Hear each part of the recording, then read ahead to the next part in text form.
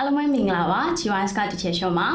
လက်ရှိကျတော့ GYS မှာတက်နေတဲ့ကျောင်းသားတွေအတွက်အစီအစဉ်လေးတစ်ခုရှိပါတယ်အဲ့ဒါဘာလဲဆိုတော့ကျွန်တော်ပုံမှန် Facebook group ကနေပဲလေ့လာနေရတာဖြစ်ပြီးတော့ကျွန်တော်အခုဆိုရင် GYS ကစီစဉ်ထားတဲ့ application website တွေကနေတဆင့်လဲလေ့လာလို့ရနေပြီဖြစ်ပါတယ်ဆိုတော့ GYS ကလုပ်ထားတဲ့သင်တန်းတွေကို website ကနေလေ့လာမယ်ဆိုရင် gys.com.mm ဆိုတော့ဒီကနေရိုက်ရှာပြီးတော့လေ့လာလို့ရပါတယ် application အတွက်ကကြတော့ Android phone တွေအတွက်ပဲရသေးတယ်ပေါ့နော်ဒါကြောင့်မလို့ဒီ Android က Play Store မှာ GYS online classes လို့ရိုက်ရှာလိုက်လို့ရှိရင်ကျွန်တော် Zquad ပုံ logo လေးနဲ့ application လေးထွက်လာပါလိမ့်မယ်ဒါလေးကို download လုပ်ပြီးတော့လေ့လာနိုင်ပါတယ် login ဝင်တဲ့အကြောင်းအရာအချက်လက်လေးတွေအပြည့်စုံသိရဖို့ကသင်တန်းကြီးသွင်းထားတဲ့နေရာမှာပြန်ပြီးတော့မေးလို့ရပါတယ်သင်ခန်းစာလေ့လာတဲ့အခါမှာလည်းဒီ schedule နဲ့လေ့လာခြင်းတဲ့သူတွေအတွက်ကျွန်တော် study planner လေးတွေစီစဉ်ပေးထားပါတယ်ဘာမှ download လုပ်လို့ရလဲဆိုတော့ website သို့မဟုတ် application ကနေဆိုလို့ရှိရင်ကျွန်တော် announcement လို့တင်ထားတဲ့နေရာဒါမှမဟုတ်ကျွန်တော်ညာဘက်တောက်မှာရှိတဲ့ speaker ပုံစံလေးကိုနှိပ်လိုက်တဲ့အခါကျရင်ကျွန်တော် study planner ဆိုတဲ့ link လေးရှိပါတယ်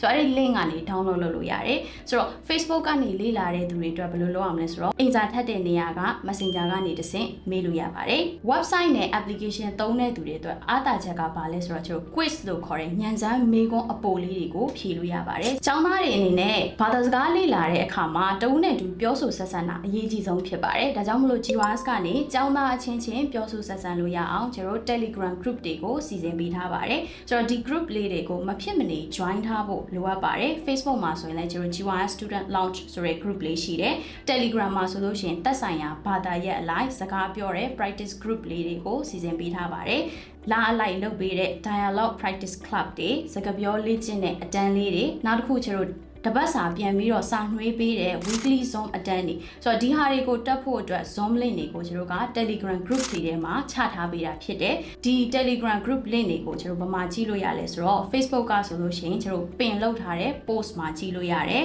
website application မှာဆိုလို့ရှိရင်ကျွန်တော် announcement တင်တဲ့နေရာမှာကြည့်လို့ရမှာဖြစ်ပါတယ်အကယ်၍ကိုကဒီ link တွေမရသေးဘူးမရှာတတ်ဘူးဆိုလို့ရှိရင်အင်ဂျာထက်တဲ့နေရာကနေတဆင့်မေးမြန်းလို့ရပါတယ်